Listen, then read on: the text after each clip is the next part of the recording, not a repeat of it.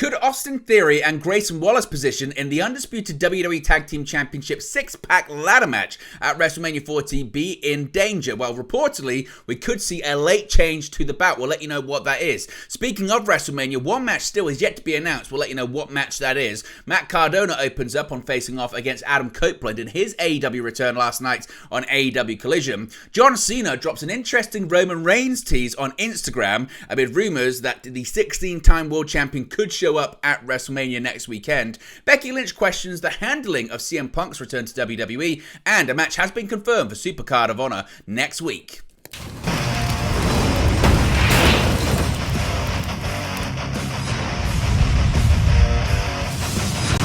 Hey guys, welcome back to Wrestling News 365. Hope everyone is doing very well. As always, there are plenty of news stories to get into in the world of professional wrestling. Let's start off with this really interesting story that's making the rounds this evening about Grayson Waller and Austin Theory and possibly them being pulled from the big tag team championship ladder match at WrestleMania 40 in Philadelphia next weekend.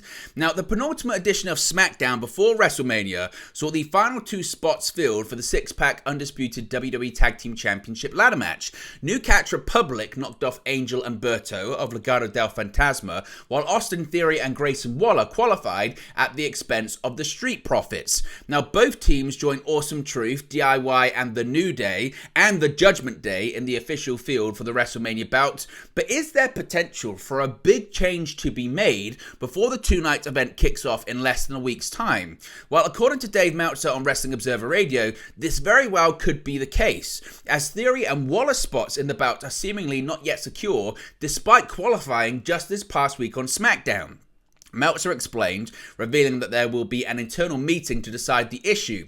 He said, quote, "By the way, even though Theory and Waller won, it is not necessarily that they're going to be in that match. They might be. There is a meeting upcoming where they will make a decision on that." Now, many people wondered, so does this mean that they're going to be out and someone that hasn't yet signed with WWE is going to show up, akin to when the Hardys returned to WWE at WrestleMania 33 back in 2017? Well, there's a bit more of an update on this. Now, Dave Meltzer, who, as mentioned, initially broke the news about the meeting to potentially remove Theory and Waller, is now reporting, quote, "The one thing from the lineup last week was that Pretty Deadly was listed in the tag team ladder match." Now, it's unclear exactly what this is going to end up meaning, but it sounds like Pretty Deadly were, at least at one point, planned to be involved in the match, and now WWE is considering taking out Theory and Waller. Interestingly, Pretty Deadly did defeat Randy Orton and Kevin Owens on SmackDown, which is obviously a pretty big result. Now, because this has been doing the rounds and many people have been wondering that, oh, okay, it's going to be a case where Waller and Theory are out, Pretty Deadly are in, and two up-and-coming stars like Grayson Waller and Austin Theory are going to be removed, that certainly got a lot of people talking. Do they have heat? Was one of them injured? What's going on? Well, it's provoked a reaction from Grayson Waller himself, not one to shy away on social media, certainly is he. He posted out the following. You can see it right there. It was a quote tweet from Austin Theory's initial tweets saying, "We are so motivational and on our way, man, to WrestleMania, A-Town Down Under." Austin Theory's tag team partner Grayson Waller then quote tweeted this by saying, "A-Town Down Under is the best tag team in the world. Wrestling Observer newsletter." So, what do you guys think this is? Do you think it's a case of Dave Meltzer once again being wrong, which he has been on quite a few issues recently? Do you think it's a case of WWE just stirring the pot and putting out some bad information out there? Do you think it's legitimate and we could see A-Town Down Under removed from the WrestleMania match in favor of Pretty Deadly? Where do you think this one is going? Let me know your thoughts or reaction to it in the comment section below. Now, one more match that's yet to be announced for WrestleMania is reportedly going to involve the Pride and also the Final Testament. This is certainly very interesting as well. With the show of shows less than a week away, the build to WrestleMania 40 is almost over. 12 matches have been announced for the two-night event at the time of recording. Per Dave Meltzer of the Wrestling Observer, a Philadelphia street fight between the Pride and the Final Testament is scheduled for the show as well. Meltzer wrote the following saying, quote, "The only match unannounced was made obvious Friday with the Street Profits and Bobby Lashley versus Karrion Kross and Authors of Pain. As of last week, it was booked to be billed as a Philadelphia street fight." Now, these two factions have been feuding since January, when Cross and the Authors of Pain decided to join forces and attack Lashley and the Street Profits. The two main events of WrestleMania 40 have been confirmed, with The Rock and Roman Reigns set to face off against Cody Rhodes and Seth Rollins on WrestleMania Saturday. If Rhodes and Rollins win, the Bloodline will be banned from ringside when Rhodes challenges Roman Reigns for the undisputed WWE Universal Championship in the main event of WrestleMania Sunday. If The Rock and Reigns win, the Universal title bout will be contested under Bloodline rules, which means anything goes. What are your thoughts on the AOP and Karrion Kross versus Bobby Lashley and the Street Profits? Are you interested in this at all, or do you think this should even be on WrestleMania at all? Let me know your thoughts about that too. Now, Matt Cardona, he shocked the world when he appeared last night on AEW Collision. He's had quite a bit to say since his appearance last night. Now, Cardona, former WWE star Zack Ryder, showed up to answer Adam Copeland's TNT Open Challenge last night on Collision. AEW has now shared a video featuring Cardona, filmed shortly after his match. Noting that him versus Copeland was his dream match, Cardona said, quote, "Yeah, this isn't just something I would answer Q&As with on Twitter like, who's your dream match? This is literally like my dream match. I'm not even talking about our history, the edgeheads. He taught me everything that I know in this business." He then carried on by saying, "He saved my career. I'm not even talking about that. I'm saying pre me even being a pro wrestler. Looking up to Adam, looking up to Jay, those were my guys. When they made it to the top of the business, I thought maybe someone like me can. And to have this match, honestly, I thought it wasn't going to happen. Adam had to retire. He comes back. We're not in the same company, but we're always ready, right? It's not just a nickname or a hashtag or a catchphrase. It's the way I live my life, my career, and everything that he's taught me. Over the years, even things that he doesn't know he taught me just by watching. Before I even knew him, even now, he's the rated R superstar. But because of what he taught me, I'm the self-made superstar. And I didn't win tonight, but Adam, if you're watching this, maybe we go to Long Island, New York, my hometown, put that title on the line because I'm always ready." Now, Cardona also took to Twitter to share a lengthy message about his AEW comeback, saying, quote, "Adam Copeland versus Matt Cardona, my dream match finally happened last night at AEW Collision.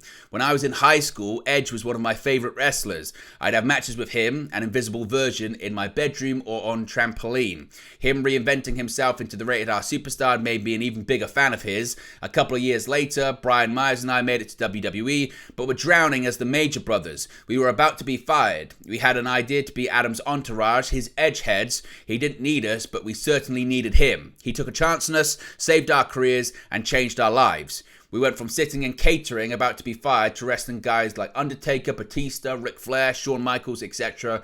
We learned so much from working so close to Adam. Our first time at WrestleMania was being involved in the main event. I thought the next year at WrestleMania it would be Edge versus Hawkins versus Ryder. That didn't happen, LOL.